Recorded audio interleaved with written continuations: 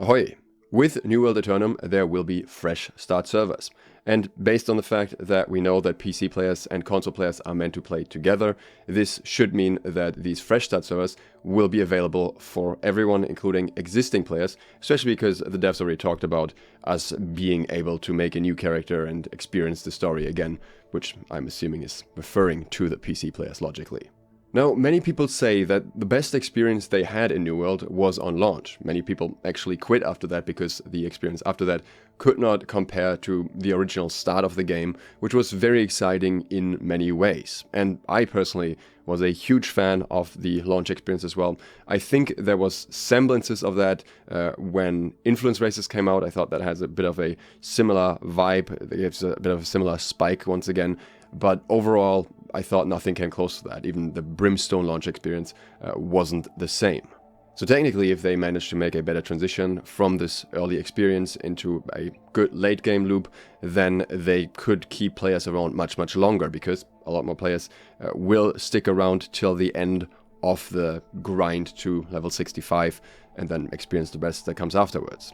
But for a variety of reasons, I believe that the experience for new players, especially from console, will be fundamentally different from the experience that PC players had at the launch of the game, and that's what I want to dive into here a bit. Now, of course, partially this difference in experience is by design as intended, and some things have most certainly been improved. And if the game, as it will be by the time it comes out as New World Aeternum, released that way on PC from the start, I am sure people would stick around more in general, because there are many changes that happen over time that just made the experience better, such as gearing, fast traveling between places, the experience itself of leveling and how you can level, the questing. So there are tons of things that have been improved in one way or another, and again, those I think would have been great to have on launch. But I don't think that everything has just changed in a positive direction based on how things are as of now. We already had our first round of fresh start servers a while back, and those generally were met with positive reception. But the positive reception was still not nearly as positive as on launch. There were not nearly as many players coming back, and I thought that the experience on those fresh start servers was fundamentally flawed. Because when I think about the original launch, when I think back at what stood out the most to me, it was especially all the PvP, the company stuff, the early races for territories, of course, along with exploring the world, finding interesting ways to make gold quickly, and all sorts of other stuff that just kind of combined into this very rich experience of different parts coming together. Of course, still questing and everything going along with that, but that wasn't really the priority. Now, when fresh start servers came out, this had drastically changed, because people already knew what was going to make them the most money. I'm sure some people already knew from closed beta tests what would be a good moneymaker that worked out for them as well, but it was on a different scale.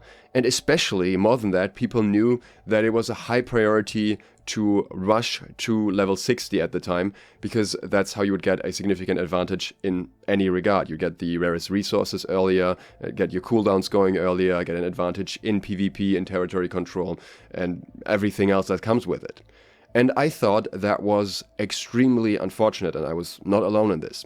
Because what this resulted in was lower level areas getting cleared out significantly quicker than they were on launch.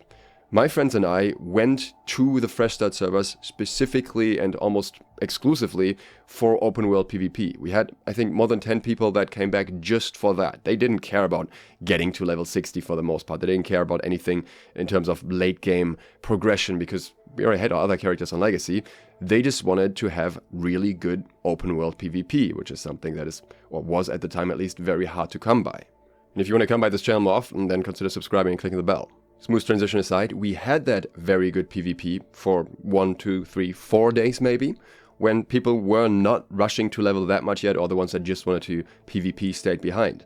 But very quickly, people started to avoid PvP. They would just try to focus on leveling so that they could get an advantage by leveling in PvP or, again, in territory control. So the most PvP-thirsty players didn't stay in those lower level realms. They went straight up to 60, which was extremely unfun for the other part of the very PvP-thirsty crowd that didn't get any of the PvP because the people that they would have fought against had already moved on in terms of leveling. Myself and multiple other people thought that the fresh start experience would have actually been way better with level gating with a daily level limit. I know not everyone likes that in MMOs and people like to rush to the highest level quickly, but I thought for the PvP experience at least, it would have been fantastic because everyone would have been around the same level and around the same areas, and it would have just given the world a lot more life. But things are even more drastic on the fresh start for console players. Because, again, we will have people that are going to rush to 60 just to get every advantage. It's going to primarily be PC players that already know everything in the game and that will just try and dominate the map. And also, as I said in another video before, some people that want to give AGS a bit of a payback for how they've been treated by making the experience worse for console players. That is one crowd that's already going to be a problem for the new player experience, but it's by far not the only one.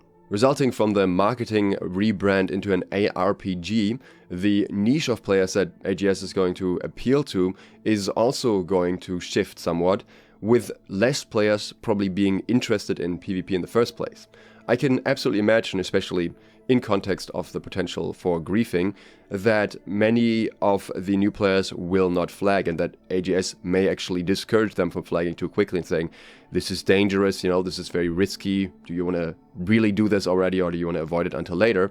Which is kind of fair as well if they did, because you're going to be competing against PC players who have been playing this game for years. They will probably make PvP a relatively unfun experience for you as a new console player. So you'll have an improved PvE side, but the PvP won't nearly be the same. Similarly, the competition over getting areas first will also be slowed down, though it will be more concentrated, which could be good if the servers actually handle it, which I am very skeptical about, being that we will have our normal influence races, where you only have a certain amount of territories being contestable at any given time. So we'll see how much PvP results from that, if that actually increases it overall or ends up decreasing it because you're not having as many places to fight over simultaneously. It is also possible that they may change how territories are initially claimed, because you may not be able to just straight up buy them with gold and may purely work through influences races. Not sure what they'll do on that front, but that's also going to be a very interesting aspect for how these servers will develop. Because obviously if the territories cannot be bought, then whoever wins the first influence races and gets the first claims is going to have a very significant advantage. And last but not least is of course very interesting how the content will be gated once people reach level 65. I can imagine that at least certain players will want to avoid playing with console players when they can. So I think the group finder was kind of an idea to already counteract that a little bit, because you're kind of not really choosing who you're playing with as much. But I could see this being a thing for M3s, and I could absolutely see console players being blocked out, especially from the PvP zone, the free-for-all zone as well. So yeah, a lot of questions that are left open on how exactly the late game will actually feel for a new player compared to an experienced player. Personally, I once again wish that they would just have a level cap for those fresh start servers, but I kind of doubt they're going to do that for the console players, because some people may want to grind more and they may not want to alienate them. And clearly PvP is not a major focus for them at the moment anyway, so they're not going to care as much about if PvP is going to go well on the fresh starts or not. But these are just my thoughts. Let me know what you think and consider subscribing and clicking the bell if you're new to the channel. If you'd like to support me further, you can do so on Patreon and get early trading tips in return. Thanks to all of my patrons who already do exactly that. And thank you for watching. SLOTH, out.